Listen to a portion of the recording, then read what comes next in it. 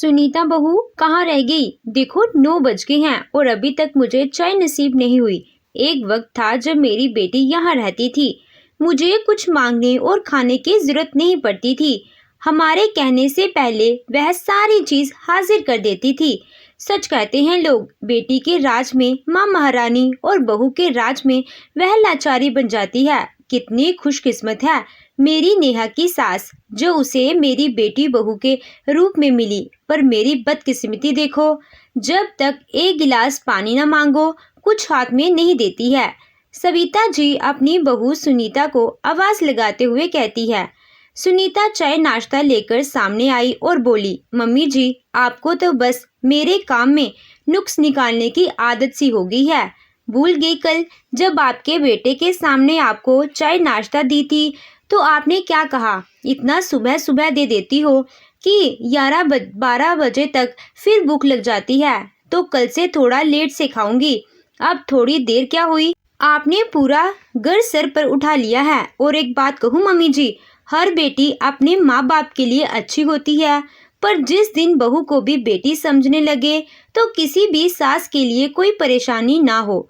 नेहा दीदी अगर अच्छी हैं तो यह भी सोचिए कि उनको सास भी बहुत अच्छी मिली है, जो कभी भी किसी बात की उनसे शिकायत नहीं करती हैं। और एक आप हैं, बस मौका ढूंढते हैं। इतना कहकर सुनीता ने चाय नाश्ता वहां रख कर जाना ही ठीक समझा। बहू के जाते ही सविता जी बड़बड़ाने लगी। मेरी बेटी से खुद की तुलना कर रही है। वह तो उसका नसीब है जो इतने बड़े घर में गई है, और मेरी फूटी किस्मत जो इसे मैं अपने घर ले आई। पर क्या ही कह सकती हूँ, मेरी बेटी भी बहुत बदल गई है। जबकि उसके ससुर का देहांत हुआ, अपनी सास को अपनी माँ समझ रही है और अपनी असली माँ को जैसे भूल ही गई है। नाश्ता खत्म करके सविता जी ने फिर से बहू को आवाज लगाई, अरे ओ बहू, जरा नेहा को फोन लगाकर तो दो। बहुत दिन हो गए बात नहीं हुई। सुन रही हूँ ना, नंद का नाम सुनते ही सांप सूख गया। सुनीता बोली, मम्मी जी आप इतना कड़वा हर समय कैसे बोल लेती हैं? और मैं भला क्यों अपनी मेहनत से चलूंगी? कितनी बार आपके बेटे से आपके कहा कि एक जियो का फोन आपको लेकर दे देते हैं, उसे अपने पास रखिए, पर नहीं, आपको तो मेरे फोन से ही बात करनी है। सविता जी बोली, अगर फोन रखेगी अपने पास तो उसमें पैसे भी तो डलवाने पड़ेंगे, और क्या तुमसे यह बात बर्दाश्त हो पाएगी? मेरा बेटा कमाता है, मैं अपना फोन रखूं या तुम्हारे फोन से बात करूं, तुम्हारा क्या जाता है? और यह फोन तो मायके से नहीं लाई हो, इतना मत बोलो। अब दो जल्दी से नंबर घुमाकर। सुनीता ने फोन सास के हाथ में पकड़ाकर बोली, जितनी बातें करनी है कर लीजिए और सबकी शिकायत भी कर लीजिए, क्योंकि जब तक आप 4 लोगों की शिकायत नहीं करेंगी आपके तो पेट में दर्द होता रहेगा। अरे आपको तो खुश होना चाहिए कि आपकी बेटी अपने ससुराल में खुश है, अपना फर्ज निभा रही है, पर नहीं, आपको तो ना जाने क्या चुल मची रहती है। इतना कहकर वो पैर पटकती हुई अंदर चली गई। सविता जी ने बेटी को फोन लगाया। बेटा नेहा, बहुत वक्त हो गया है तुम्हें मायके आए हुए, कुछ रोज के लिए आती। नेहा बोली, माँ मैं कैसे वहाँ आ सकती हूँ? यहाँ के हालात आपसे छुपे नहीं हैं। पापा जी के जाने के बाद मम्मी जी की ऐसी हालत है कि उन्हें अकेले भी नहीं छोड़ सकती। फिर आप ही बताइए मैं कैसे वहाँ आ सकती हूँ? आखिर पापा जी के जाने के बाद मम्मी जी की पूरी जिम्मेदारी अब हम पर ही तो है। सविता जी बोली, नेहा अगर तुम्हें याद ना हो तो तुम्हें मैं बता दूं, पूरे 1 साल 1 महीना हो गया है यही सुनते सुनते कि अब तुम्हारी सास की जिम्मेदारी तुम पर है। और ये त्योहार पर ना सही वैसे ही कभी मिलने आ सकती थी ना। क्या तुम्हें तुम्हारी माँ की याद नहीं आती? नेहा बोली, माँ कौन कहता है कि मुझे आप लोगों की याद नहीं आती? पर आप मेरी माँ हो, आप मेरी मजबूरी नहीं समझेंगी तो कौन समझेगा? मम्मी जी की बीमारी ऐसी है कि उन्हें हर वक्त किसी न किसी की जरूरत पड़ती है, और मुकेश पति जब ऑफिस चले जाते हैं तो उनकी देखभाल पूरी तरह से मुझे ही करनी होती है। समझा करो माँ। सविता जी झुंझलाकर बोली, मैं सब समझती हूँ, पर एक बात मुझे समझा, तेरी सास की जिम्मेदारी बस तेरी है क्या अपनी माँ के प्रति? क्या तेरा कोई जिम्मेदारी नहीं? अपने दोनों बच्चों को साथ ले और चुपचाप कुछ रोज के लिए अपने मायके आ जा और अपनी सास की जिम्मेदारी अपनी ननद को उठाने को, एक ही शहर में जब वह भी रहती है, तो क्या वह अपनी माँ की जिम्मेदारी नहीं उठा सकती? तुझे देखने के लिए मेरी आंखें तरस गई हैं और एक तू है कि कहते कहते सविता जी बाबू को गई।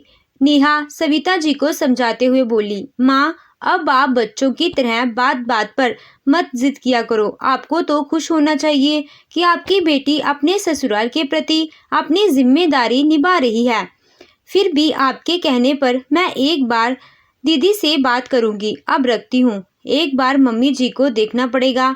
पता चला गुसल खाने में जाने की जगह कमरे में जाकर नहाने न लगे। इतना कहकर नेहा ने फोन रख दिया। नेहा अपने पति मुकेश और 2 बच्चों के साथ बहुत खुशी खुशी अपनी जिम्मेदारी निभा रही थी।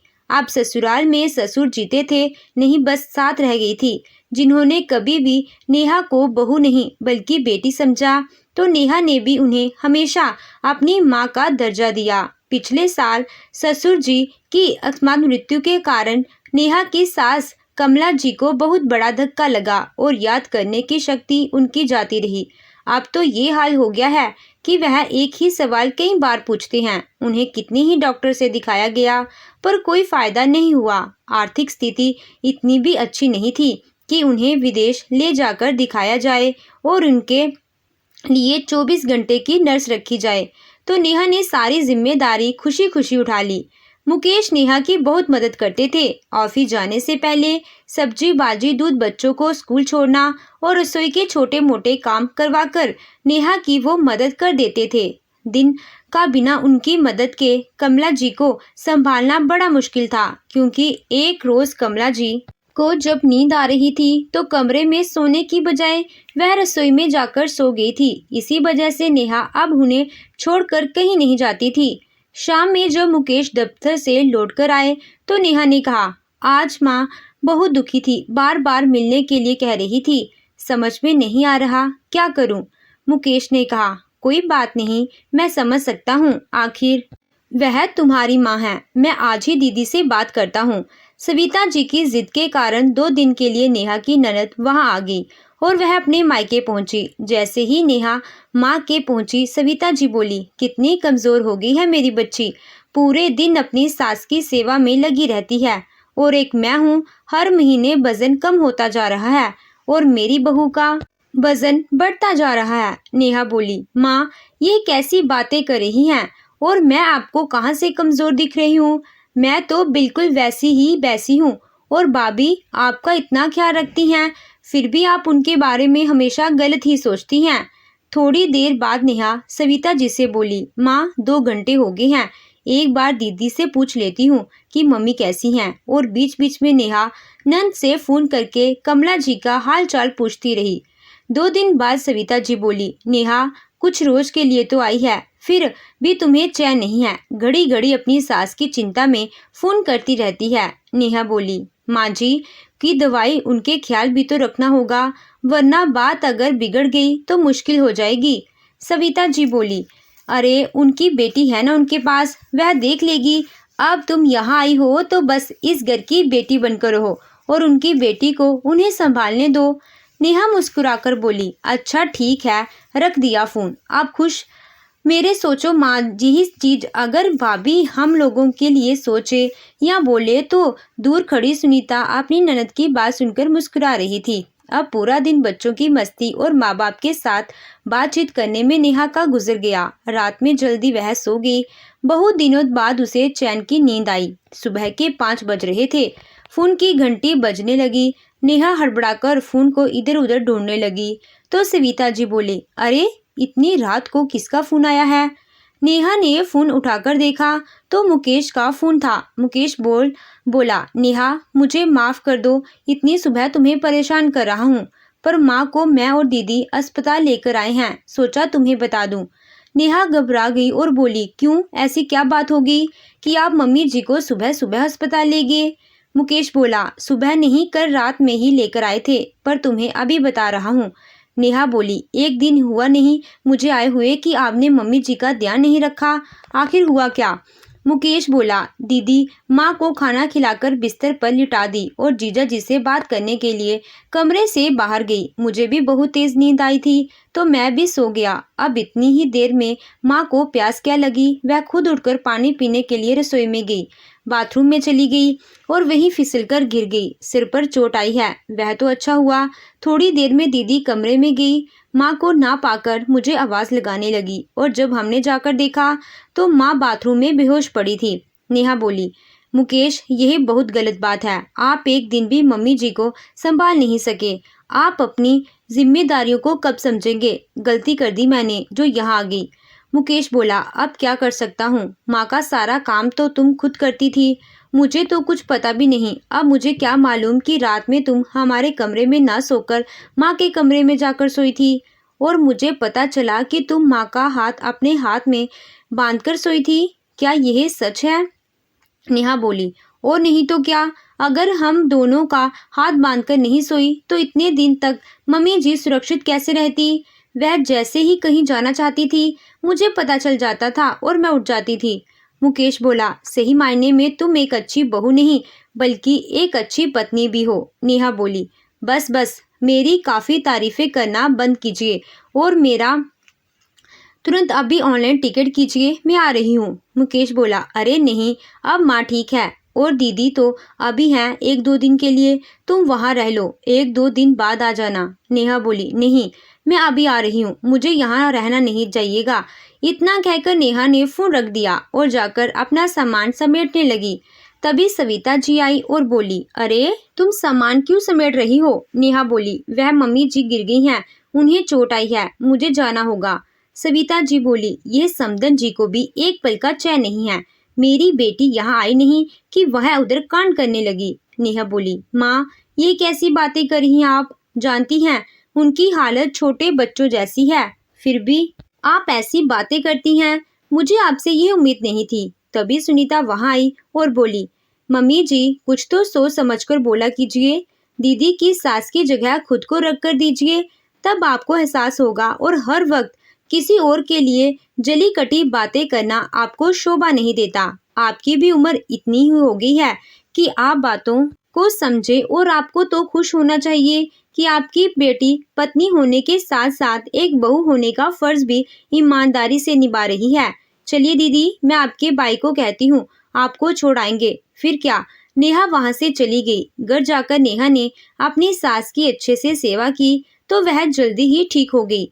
कमला जी के ठीक होने की खबर सुनकर नेहा का भाई नितेश सविता जी को लेकर उसके ससुराल मिलने के लिए पहुंचा।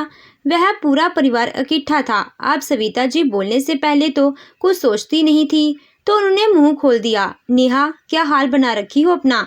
समधी जी की जिम्मेदारी बस तुम्हारी नहीं है, उनकी बेटियों की भी है। वो क्या इनकी सेवा नहीं कर सकती हैं जो तुम्हें दिन भर मायके में सुख की सांस नहीं लेने दी?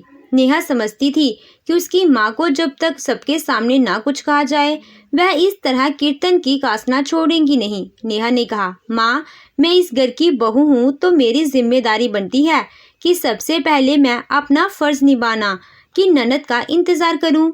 अगर मम्मी जी को कुछ हो जाता तो जिंदगी भर मैं खुद को कभी माफ नहीं करती। अरे जब मैं अपनी सास की सेवा नहीं करूँगी तो कल को अपनी बहू से क्या उम्मीद करूँगी?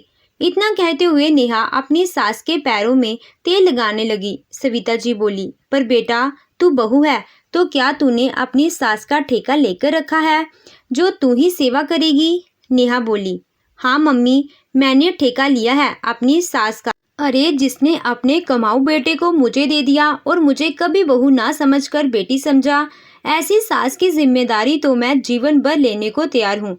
जैसे मैं अपने बच्चों के काम करती हूँ वैसे ही अगर मैं उनके काम कर दूँ तो क्या मैं घिस जाऊंगी? अगर उनकी जगह आप होती तो क्या मैं आपकी सेवा नहीं करती?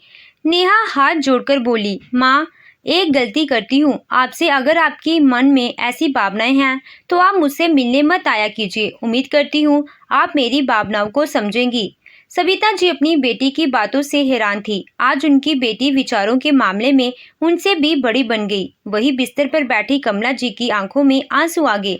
भले ही भगवान ने उनसे उनकी याददाश्त छीन ली हो, पर कहीं ना कहीं वो अपनेपन का एहसास अभी भी कहीं बाकी था। नेहा का भाई नितेश माँ से बोला, माँ बहुत कर ली अब अपने मनमानी, एक बार भी बोलने से पहले सोचती नहीं है।